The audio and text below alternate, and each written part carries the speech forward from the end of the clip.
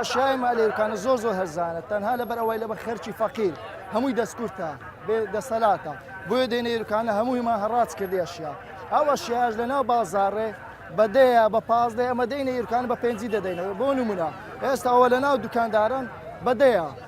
نفسي او بدیا است او مینات ele با 5 زاید دمو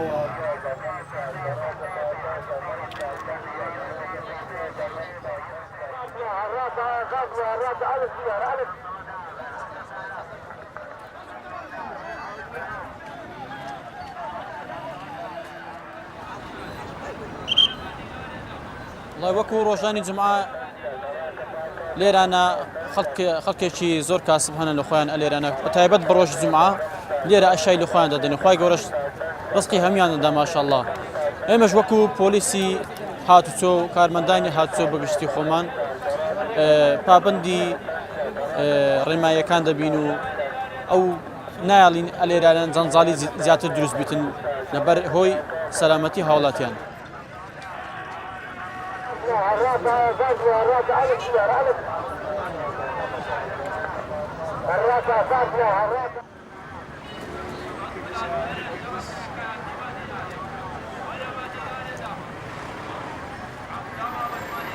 مدة دومان قاعدة حبيت عملي بخشول كان عمل كردستان إيران وهاتينا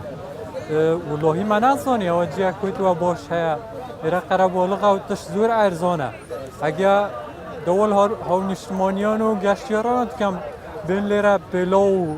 جلوبرگ و تشت صناعی و همه تش لیره هنه ولا ارزانن جیگ باشه ولا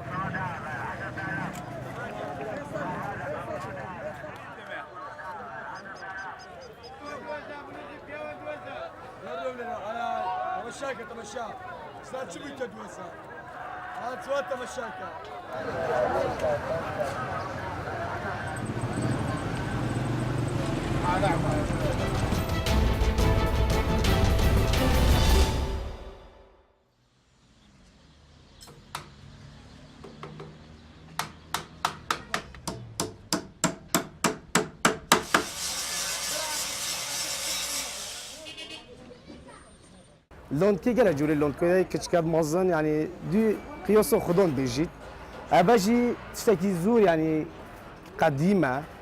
همو وقتی بیدن همو تیدم مازن بی تشتكيجي اولا قلب يقول دوري وي قاش زبري برخلون كو يعني بالنسبه لتشيكي استراحتي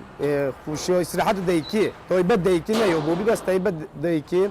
داي قالك تخوش حد بوقت اللون كي كورت بعيو لخو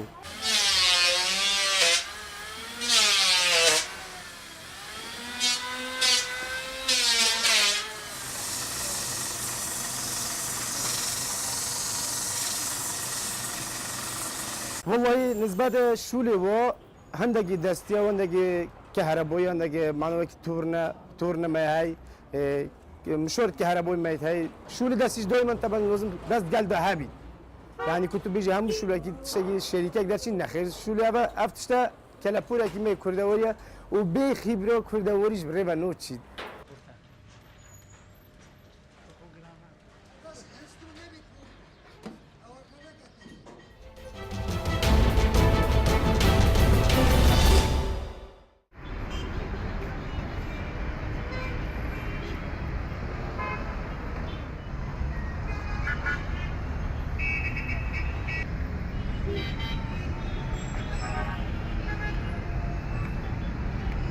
عنترة بن شداد هو